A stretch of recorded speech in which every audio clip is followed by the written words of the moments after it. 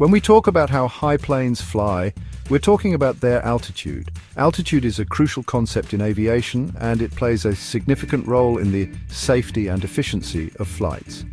Altitude is the vertical distance between an object and a fixed point. This fixed point can vary, but in aviation it is most commonly sea level. For planes, this fixed point is usually sea level.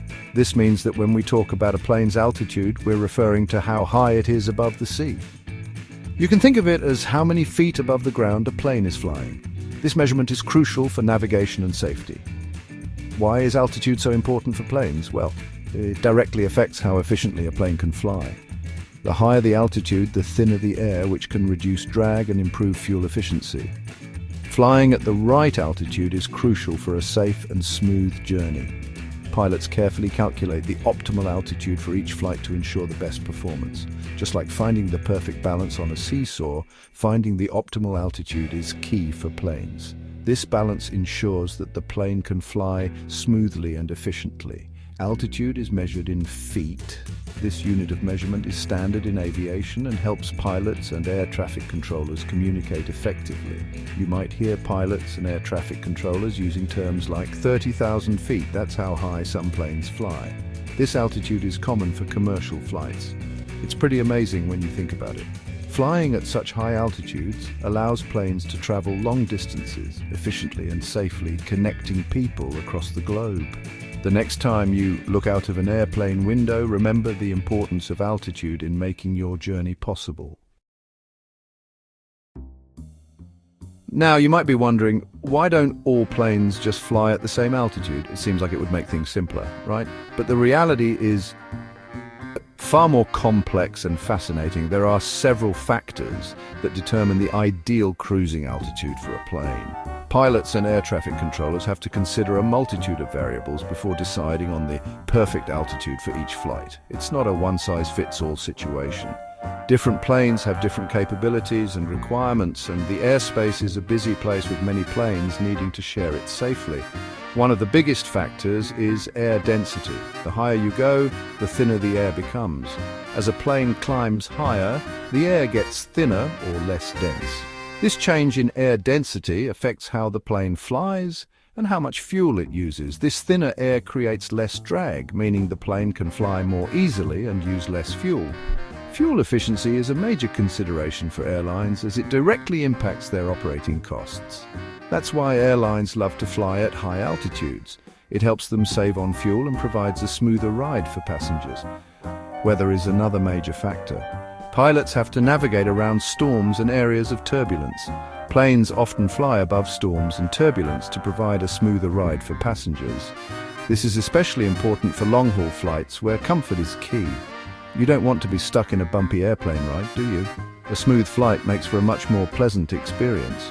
The weight of the plane also plays a role. Heavier planes require more lift to stay airborne.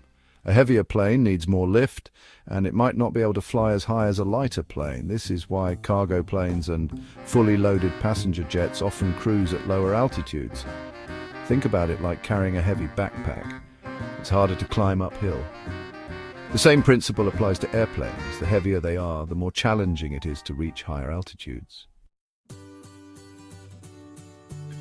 So, just how high do commercial airliners typically fly in the sky? Most commercial airplanes cruise at altitudes between 30,000 and 40,000 feet. That's about 6 to 7 miles above the ground level. Why this range? Well, this altitude range offers a good balance between fuel efficiency and avoiding bad weather. It's like finding the sweet spot on a swing, high enough to get a good swing, but not so high that you feel scared. Of course, the exact altitude can vary depending on the factors we discussed earlier. Air traffic controllers also play a crucial role in assigning altitudes to ensure planes maintain safe distances from each other. Section 4. Smooth sailing benefits of flying high. Now let's talk about why flying high is advantageous. There are several key benefits that make high-altitude flying the preferred choice for airlines and passengers alike. We've already touched on a few reasons, but let's explore them in more detail. Flying at higher altitudes offers a range of advantages that contribute to a more efficient and pleasant flight experience. As mentioned, the thinner air at high altitudes creates less drag, which means planes can fly faster and use less fuel. This efficiency is crucial for reducing operational costs and minimizing environmental impact. This is a win-win for both airlines and the environment. Lower fuel consumption means fewer emissions, contributing to a greener planet. It's like riding a bike downhill. You can coast along effortlessly. The reduced resistance allows for a smoother and more energy-efficient journey. Flying above most weather systems means a smoother, more comfortable ride for passengers. Avoiding turbulence and bad weather is a significant advantage of high-altitude flying. No one enjoys turbulence, right? By flying higher, planes can often avoid the rough air that causes those uncomfortable bumps. It's like sailing on a calm lake compared to a stormy sea. The difference in comfort is noticeable and makes for a much more pleasant journey. At higher altitudes, there's also less air traffic, which reduces the workload for pilots and air traffic controllers.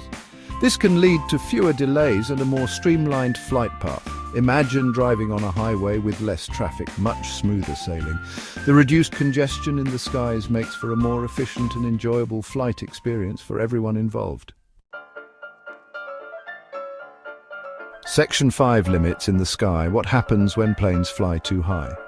While flying high has its perks, there are limits to how high planes can climb. Remember how air density decreases with altitude? Well, if a plane flies too high, the air can become too thin to support flight. When the air is too thin, the plane's wings can't generate enough lift to counteract gravity. This can cause the plane to stall. Not a good situation. Additionally, at extremely high altitudes, the air pressure is much lower than at sea level. This can pose risks to passengers and crew if the cabin isn't properly pressurized. Think of it like diving deep underwater. You need special equipment to handle the pressure changes. Section 6. Keeping things orderly. Air traffic control and altitude management. You might be wondering, with so many planes in the sky, how do we avoid collisions? That's where air traffic control comes in. These highly skilled professionals are like the conductors of an orchestra, ensuring all the musicians' planes are in their right places. Air traffic controllers assign specific altitudes to planes, ensuring they maintain safe distances from each other. They also monitor weather conditions and direct planes around storms and other hazards. Think of it like a busy intersection with traffic lights. Air traffic controllers act like the traffic signals, directing planes to prevent any accidents. They play a crucial role in keeping our skies safe. And Section 7 conclusion, altitude's vital role in air travel. From fuel efficiency to passenger comfort and safety, altitude plays a crucial role in air travel. It's not just about how high planes fly, but why they fly at those altitudes. Next time you're soaring through the sky, take a moment to appreciate the science and logistics that go into determining your flight path. It's a testament to human ingenuity and our desire to conquer the skies. So, the next time someone asks you how high do planes fly, you can impress them with your newfound knowledge. You can explain that it's not just about a number, but a fascinating interplay of factors that enables us to journey across the globe.